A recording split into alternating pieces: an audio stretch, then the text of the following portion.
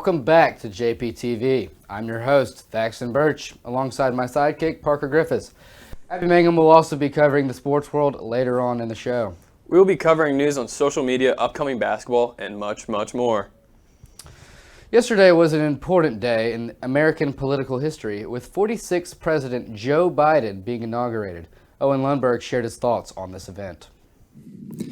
With the inauguration yesterday, it was a very important event in American politics. The peaceful transition of power that we had from the former President Trump to our new 46th President, Joe Biden, was important, and it showed the greatness of America because many people thought that it may not be too peaceful.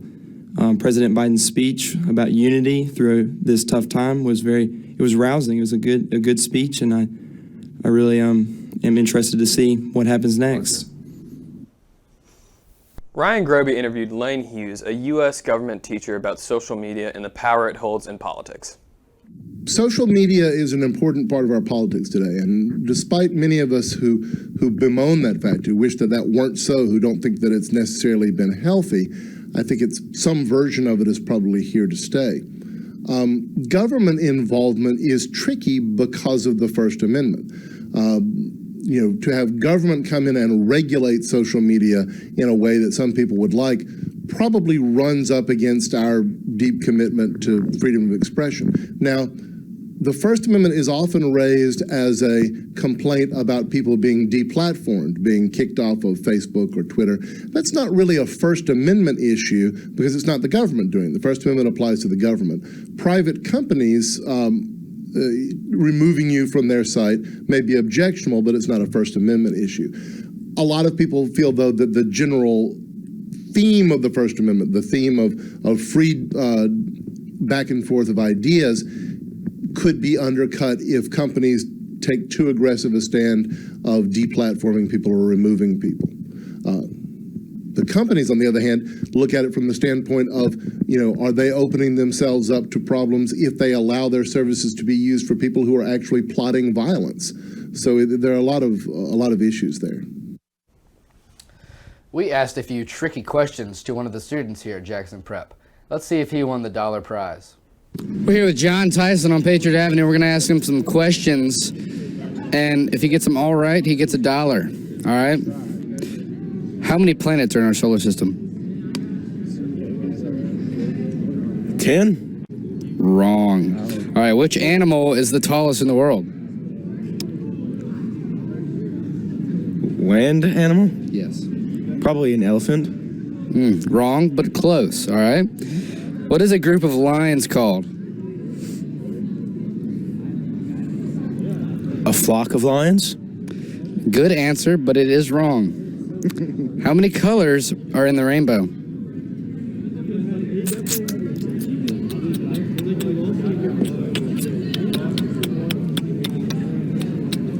Five? Close, but it is wrong.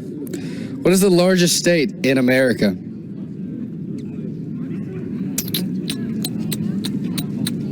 Probably California. Wrong again. Wow. It was Alaska, that last one. That was John Tyson. Back to y'all. This year, the day of the PSAT looks a little different than normal. We sent one of our members to ask Miss Sisk, Director of Academics, a few questions about this year's PSAT. Normally for the PSAT, we have half a day off for the school day. Why this year are we doing a whole day off? Well, there's so many things that have changed as a result of COVID. Mm-hmm. So that's exactly why we're doing the PSAT as we're doing it this year. We want to space the students out with only 5 juniors in a classroom with an instructor, only 7 sophomores with an instructor. That way, if they're spread out, they'll be able to take their mask off, and I think that will help them to do better on the PSAT. Now, we needed almost every teacher we have to accomplish this. So therefore, we could not also at the same time have classes going on. So that's why everyone else will stay at home that day, and the test takers will be in a room with a proctor. And it's all hands on deck as far as teachers are concerned. They will be in a classroom with students. Some will be coming in to give those teachers a break. But that's why we're doing it the way we're doing it this year. Okay. And what are the benefits of doing good on the PSAT? You have lots of opportunities. When you take the test your junior year, your score is used as the qualifying score for the National Merit Scholarship Program. So not only do you have an opportunity to get a college scholarship, sometimes even a free ride, but that score is also used as part of the acceptance process for summer programs. So we give it to the sophomores, even though their score doesn't qualify, so that they can identify strengths and weaknesses, and they can prepare for their junior year where it does count for the scholarship program. Thank you. Show Choir Masters looks a bit different this year due to COVID. The usual 30-plus choirs was limited to around 15, and the rest of the school no longer has a half-day on Friday. In order to prepare for other schools. We talked to senior Revion member Kaylin Gieske to get her opinion on this year's show. All right, so this year's Show Choir Masters is going to be a bit different than the other years. How do you think it's going to go? I think it's not going to be as exciting as previous years, but I mean, the show choir, we've really been trying to, get everything together the way it should be. But I mean, smaller, but we're still trying to bring that same energy we've had in previous years. So hopefully, I don't know. We'll see how it goes. All right, thank you so much. There are a lot of tryouts coming up this spring here at Jackson Prep. Junior and senior high cheer, volleyball, and at the ending of month of March with the Pacer and Spirit. The interest meeting that will be held on February 10th will not be mandatory, but will discuss important dates, expectations, grade requirements, and much more. Tryouts will be held on Friday, March 26th. The beginning of the week will include a 3-day dance clinic and mock tryouts on the Thursday before the tryouts. When the dancers are chosen Pacers will begin spring practice in April, where they will begin to learn their first dance and will be performed in the fall. Then in June, summer practices will begin. If you are interested in being a Pacer, the interest meeting seems like a good thing to be part of. And look out for more information regarding tryouts in the near future. Now let's send it to commercial.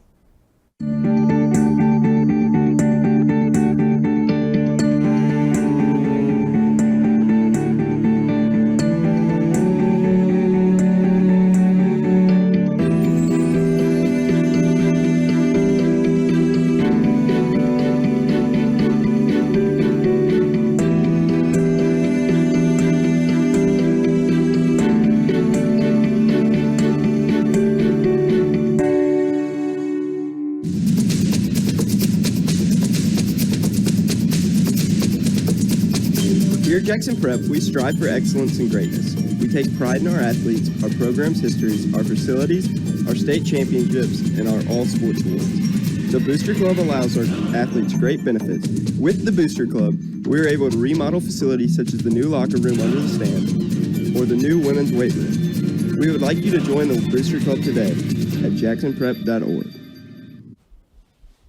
Welcome back. Conference play is in full swing for our high school basketball teams. Between the girls and the boys, Prep has certainly shown their abilities on the court.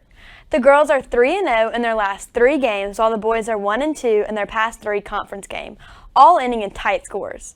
Both teams play at Jackson Academy this Friday. Make sure to come out and support the Patriots.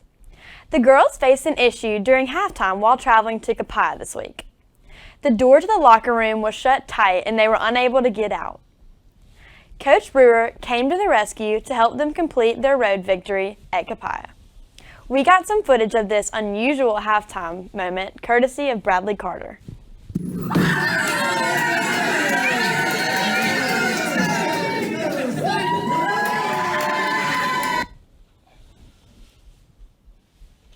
The NFL playoff divisional round was played last weekend, starting Saturday afternoon when Aaron Rodgers and the Green Bay Packers beat the Los Angeles Rams in Green Bay.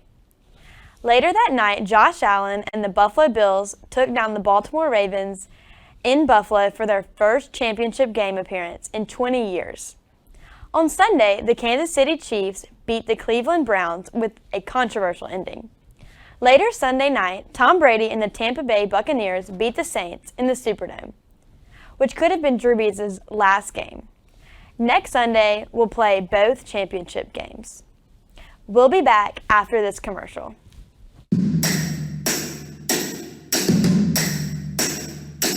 Jackson Prep. It's a place for artists, a place for scholars, a place for athletes, an all-around amazing place. to be who you are and all that you aspire to be. Discover your Jackson Prep possibilities.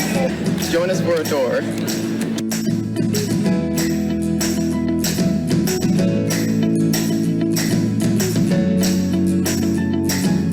Our crew member, Annalie Allen, went out on Patriot Avenue to ask the students the highly talked about question of the week. Peter, do you think a hot dog is a sandwich? No, Why? because, well, okay. Actually, yeah, I think it is. I don't know. Well, because that's what's a sandwich. It's a sandwich. Then a hamburger's a sandwich if a sandwich is a piece of meat between two pieces of bread.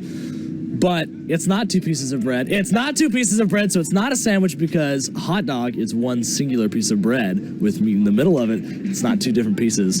Hot dog is not a sandwich. Jane, do you think a hot dog is a sandwich? No, a hot dog is a wiener. Pittsburgh, do you think a hot dog is a sandwich? Hot dog is not a sandwich. A sandwich is made with a different type of bread. A hot dog is the baseball's favorite food, and you don't eat sandwiches at baseball games. Parker, do you think a hot dog is a sandwich? Yes, Why? because it has condiments, which are like sandwiches, and you can add tomatoes to them. But instead, you add mustard and ketchup. Chase, do you think a hot dog is a sandwich? Yes, Why? because it's in between two buns. Join us next time right here at JPTV for more exciting local and school news. Until next time, we are your anchors, Parker Griffiths, Faxon Birch. And Abby Mangum. Signing off.